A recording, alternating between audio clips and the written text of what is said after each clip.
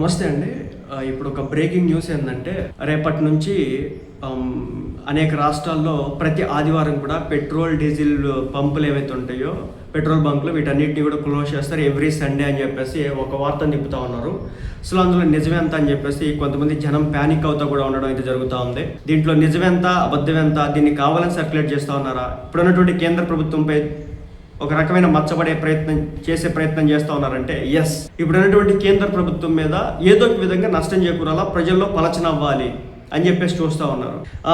ఎప్పుడైతే ఈ మే నుంచి ఒక 8 రాష్ట్రాల్లో ఉన్నటువంటి పెట్రోల్ బంకుల్లో కేవలం ఆదివారం రోజు మాత్రమే పెట్రోల్, డీజిల్ పోస్తారు, మిగిలిన రోజుల్లో పొయ్యరు అనే వార్త కనుక ఉద్దేశం ఏంటంటే కావాలని చెప్పేసి ఒక బీజేపీ ప్రభుత్వం మీద ఉన్నటువంటి ఒక వ్యతిరేకతను తీసుకొచ్చేటటువంటి ప్రయత్నం.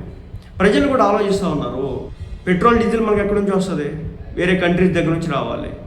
కానీ ఇప్పుడు అక్కడ యుద్ధం జరుగుతూ ఉంది, అక్కడ నుంచి పంపించడం చాలా కష్టమవుతూ ఉంది. అయినా కానీ ఇలాంటి పరిస్థితుల్లో కూడా ఇప్పుడు ఉన్నటువంటి కేంద్ర ప్రభుత్వం పోరాటం చేస్తూ ఉంది. కాబట్టి ఒకవేళ చెప్పేది ఏదైనా ఉంటే కనుక ప్రభుత్వం చెప్తుంది. కానీ కావాలని చెప్పేసి ఒక ఫేక్ ప్రోపగండా సృష్టించి ప్రజల్లో తిప్పడం ఏదైతే ఉందో ఇది కరెక్ట్ కాదు. ఎవరో ప్యానిక్ అవ్వాల్సినంత అవసరం లేదు.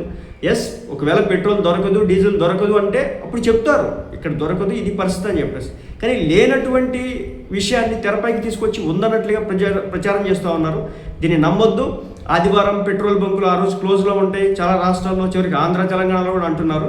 సో అవన్నీ కూడా అబద్ధాలు, నిజాలు కాదు.